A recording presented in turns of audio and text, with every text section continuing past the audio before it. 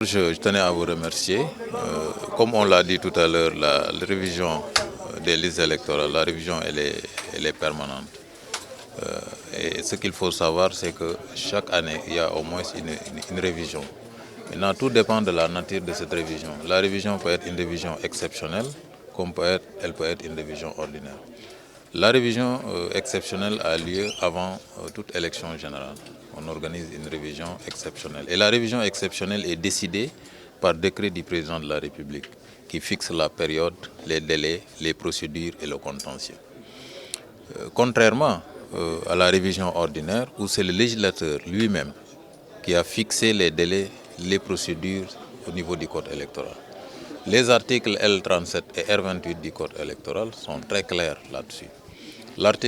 Les dispositions du code électoral prévoient une révision ordinaire qui doit démarrer du 1er février et qui doit s'arrêter au 31 juillet. Et cette révision est initiée par l'administration électorale. Et quand on parle d'administration électorale, bien entendu, donc c'est la DGE qui initie la révision ordinaire des listes électorales. Et la DGE est appuyée par la direction de l'administration générale de l'administration territoriale, mais également la DAF, sous la supervision et le contrôle de la Commission électorale nationale autonome. Cette révision, je disais tout à l'heure, elle est permanente, c'est-à-dire le fait de mettre à jour le fichier électoral.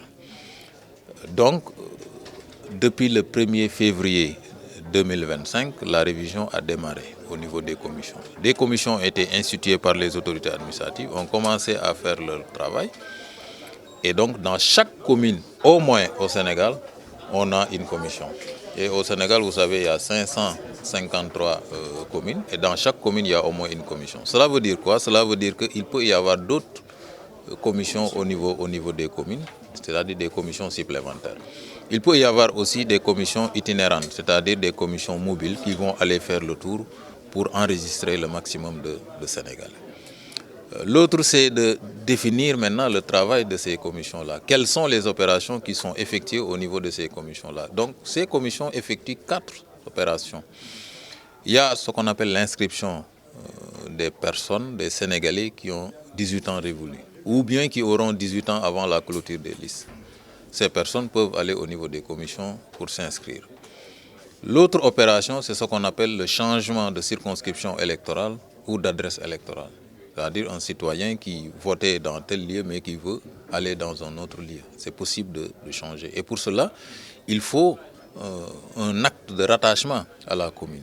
Et pour ce faire, la commission exige un certificat de résidence, une facture d'eau, d'électricité ou bien un quitus fiscal de moins de 6 mois.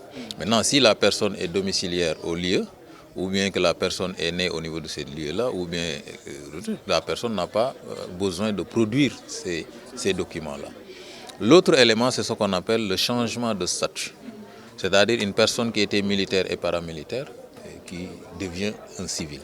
Ou bien une personne qui était civile et qui devient militaire ou paramilitaire. Dans ce cas, la personne a la possibilité d'aller au niveau des commissions pour changer son statut. La dernière opération, c'est ce qu'on appelle la radiation. La radiation n'est rien d'autre qu'une opération qui consiste à enlever une personne inscrite sur le fichier électoral.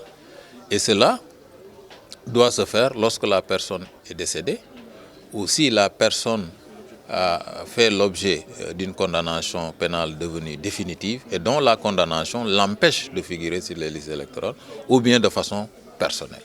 Voilà les 4 opérations qui vont se faire au niveau des commissions administratives.